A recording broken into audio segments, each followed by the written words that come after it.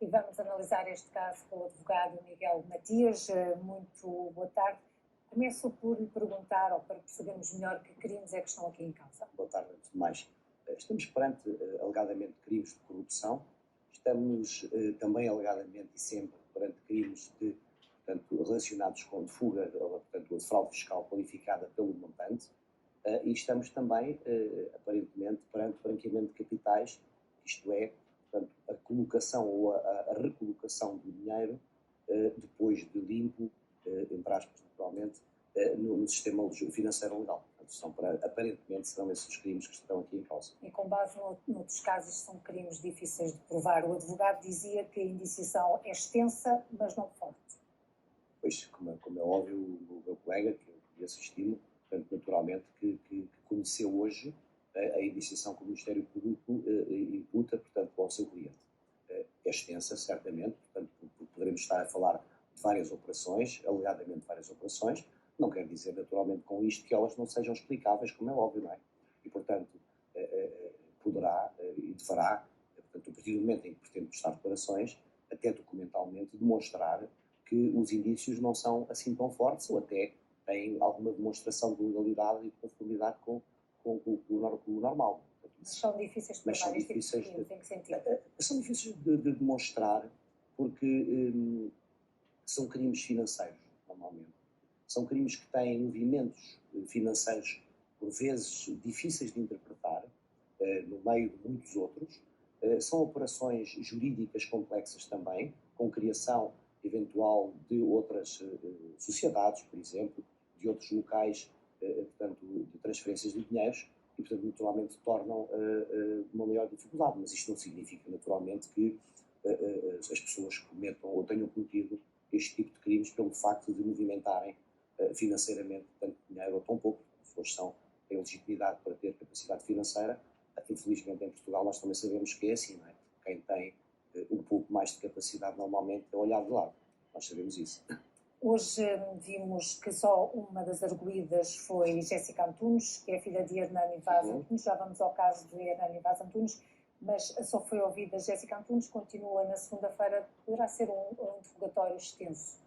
Poderá, naturalmente. Por causa que estão disponíveis para essas declarações que falava. A partir do momento em que foram respeitadas as 48 horas após a detenção dos arguidos, foram constituídos como tal, têm direito, como é óbvio, ao silêncio, sem que isso os possa prejudicar.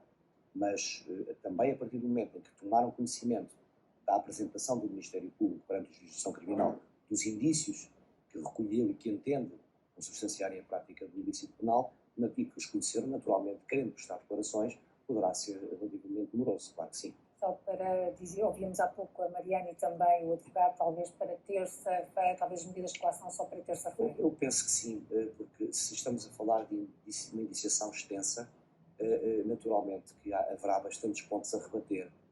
Não nos podemos esquecer que estes interrogatórios devem ser interrompidos de 2 em 2 horas, para o próprio descanso do arguido, e, portanto, poderá demorar algum tempo. Portanto, estamos perante uma situação bastante frágil, digo assim, em que há um incorrer, de um risco de verificação de alguns pressupostos que podem determinar a aplicação de uma medida de coação mais ou menos gravosa, consoante os pressupostos para a aplicação das medidas de coação mais gravosas, nomeadamente as privativas de liberdade, como, por exemplo, a máxima, a prisão preventiva, são naturalmente a fuga, o perigo de fuga.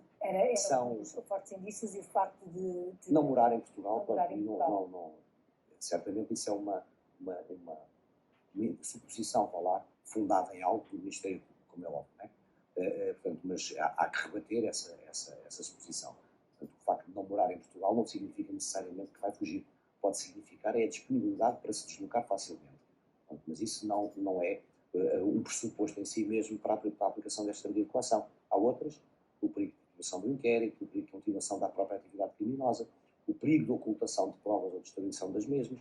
Portanto, a verificação de um deles pode, se forem fortes os indícios, atenção, o termo jurídico, portanto, que qualifica os indícios, portanto, dos menos fortes aos mais fortes, é que determinará a aplicação das medidas de coação mais gravosas, portanto, consoante o caso. Portanto, isso, como a Mariana bem referiu, portanto, naturalmente que só após este interrogatório, após perguntas do Ministério Público, perguntas do advogado de defesa e perguntas, naturalmente, do juiz de instrução criminal, que no caso concreto é muito preventivo, só após isso é que, após as alegações, é que se conhecerão as medidas de coação de cada um deles, claro que sim. Moldura penal para estes crimes? A moldura penal é grande, portanto, estamos a falar de molduras penais, nomeadamente nos crimes de corrupção, portanto, que são eventualmente, podem ir até aos 8 anos, o crime de branqueamento de capitais pode ir até aos 12 anos, portanto, são crimes que são de moldura penal elevada, e para além disso, o crime de fraude fiscal qualificada também, mas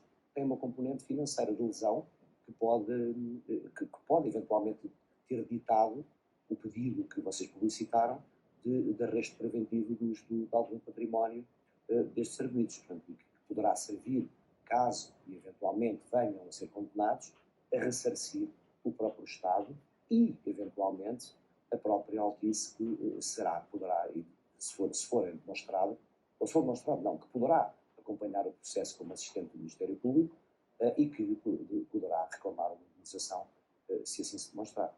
Temos 3 arguidos e há um quarto suspeito, Hernani Vaz Antunes, que está desaparecido, passa a expressão. Como é que se atua nestes casos?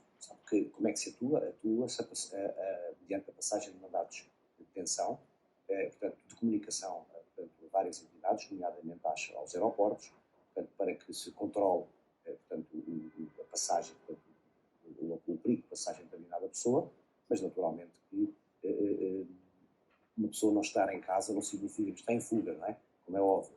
Portanto, e o meu colega, portanto, o Patrício, já terá dito que, portanto, a pessoa não está em fuga, portanto, pretende apresentar-se e pretende, portanto, ser submetida a interrogatório judicial também, que é uma medida inteligente, como é óbvio, naturalmente, porque aí esbate o tal perigo de fuga. Este caso tem um impacto grande na Altice.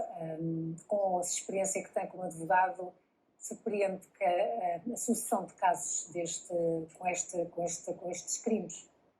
Não me surpreende. Eu entendo que o Ministério Público, hoje em dia, está melhor fechado, nomeadamente com o apoio de técnicos mais especializados, nomeadamente, não são brigados, não lembro agora, mas de investigação criminal da própria autoridade tributária, portanto, que ajudam e já ajudaram, portanto, noutros processos de grande conhecimento e de grande montante, a tentar descodificar aquilo que são estas operações, porque são, como é óbvio, complexas e daí a sua dificuldade. Portanto, o mérito está na maior especialização dos recursos humanos e para esta sucessão de casos? Não, o mérito não está no Ministério Público, naturalmente. Portanto, o Ministério Público faz o seu trabalho, segundo um princípio rigoroso de obediência à legalidade, portanto, e tem vindo a ser, embora com algumas dificuldades persistentes, com falta de procuradores, com falta de meios, com falta de funcionários, com falta de apoio da própria Polícia Judiciária, que tem poucos elementos portanto, disponíveis. Portanto, com tudo isso, o Ministério Público tem feito um bom trabalho no sentido da investigação. Agora, este é o seu papel. Não é que às vezes, depois aquilo que é proposto pelo Ministério Público, digamos que não, aquilo que é proposto é às vezes um pouco mais pesado, às vezes acaba por depois ser, digamos, aliviado ou diminuído. Repare, o processo penal, como todo o tipo de processo, portanto, há aqui uma obrigação legal do Ministério Público de perseguir o crime. E, naturalmente, que tem uma determinada, um conjunto de medidas que toma, que podem, por exemplo, as buscas que fizeram, que licitaram, entre outras, certamente, outras medidas, outros meios de decisão da prova, portanto, mas, naturalmente, tem que haver aqui um equilíbrio, portanto, porque senão não era um processo nem justo nem equitativo, e por isso é que, portanto, o papel dos advogados, o papel do juiz, que não deve ser um papel próximo de nenhum, nem do Ministério Público, nem dos arguidos, nem dos assistentes, portanto, e será esse triângulo, vá lá, fará funcionar um pouco, ou equilibrar um pouco a balança da justiça, mas às vezes é difícil, não é óbvio, naturalmente, estamos às vezes há intervenções que não deviam ocorrer, não é este caso, mas vimos ainda hoje um outro caso, portanto, que envolve outras buscas do Ministério Público e a atuação da Polícia Judiciária, buscas do Ministério Público, não, da Polícia Judiciária ordenadas pelo Ministério Público, Portanto, é que a classe política já veio toda a comentar. Compreende essas acusações ou essas críticas, digamos assim, da classe política? Claro que não. É impossível compreender portanto, as acusações de uma classe política, que é a classe política que tem vindo a fazer as leis. E vindo, não, é o seu papel, fazer as leis ao longo destes anos todos. Ao Ministério Público, como lhe disse, portanto, aos juízes e aos advogados, incumbe uns aplicar a lei, aos outros, a todos eles interpretar a lei. Porque dizia também, creio que de uma forma um pouco intrometida, o Sr. Presidente da República, falando sobre este caso, esse outro caso, que há zonas cinzentas na lei. Claro que não há nenhuma lei que não tenha zonas cinzentas, porque se não fosse assim não era necessário intérprete.